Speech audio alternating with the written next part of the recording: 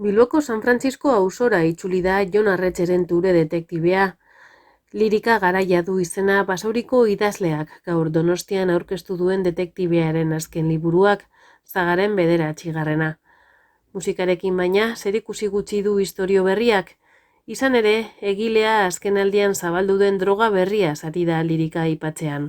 Tureri denetari gertatu zaio, bizitzan, serie honetan zehar, ez da, hasi zen Bilboko Afrika txikian, gero ibili izan Afrikara botata ere, bota zuten, atzerriratu zuten, gero Parisen ere ibilita dago, Nafarroko Pirineoan, Madrilen, eta orain honetan Bilboko Afrika txikian dago berriro San Frantziskon, gero gauza batzu Bordelen ere gertatuko dira.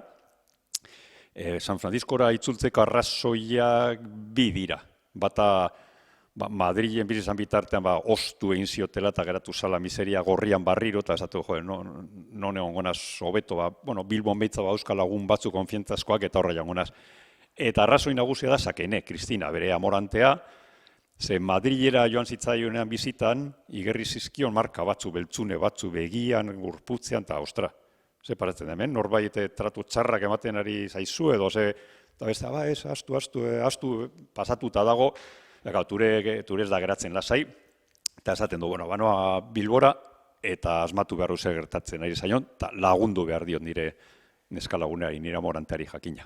Eta, hortik abiatzen da trama, eta gero gauza asko gertatuko dira, jakina. Novela kokatzen da, nire novela guztiak bezala esango nuke, orainaldian, aurten. Gertaztea dena 2022 eta 2022an zelako San Francisco topatu duturek. Alde batetik kamera gehiago eta polizia gehiago kalean.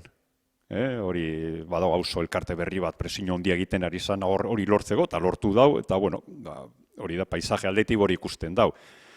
Gero beste aldaketatxo batzu, plaza nagusian lehen ijituen eremua zan, oin ijituetatik aparteri Ipar Afrikar asko dago, horren ondorioz istilu batzuk sortzen dira, beste goza bat topatzen doena gentrifikazio prozesua aurrera doala, halako elitizazio prozesu hori ez da, eta, beko kale batzutan, San Franciscoren beko alderdiko kale batzuean nahiko aldatuta dago, nahiko dotoreago bihurtuta, beste komertzio denda taberna jatetxe mota beste jende bat, hori beste gai bat, eta gai behar bada nagusia da prostituzioa eta batez ere lege berriaren kontura ze gertatu behar da nagusi honetan, ez da, palankan eta hortik. Badirudi aurrera ataratzen bada dagoen bezala, legea, itxi ingo dituztela putiklu guztiak, itxi eta gainera jabeak kartzelan sartu, puteroa bere kartzelan sartu, ostatuen jabeak ere kartzelan sartu, eta, euren eskak prostitutak esaten dabe, eta gugaz ze gertatuko da. Gu kale gorrian geratuko gara, miserian, ez du kiko inolako diru iturririk, gu bere kontuan hartu bai gehitue.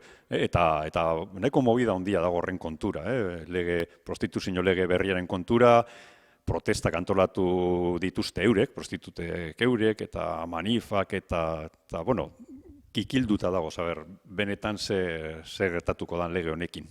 Eta hori dago, hori ere, agertzen da nahiko novela, ze protagonista nagusietako batzu prostituta dira, eta Ture ere horti dabil putik klubetan, segurata lana egiten, eta lagun batzu topatzen ditu, eta tramak ere horra darama Ture, gauza batzuetarako.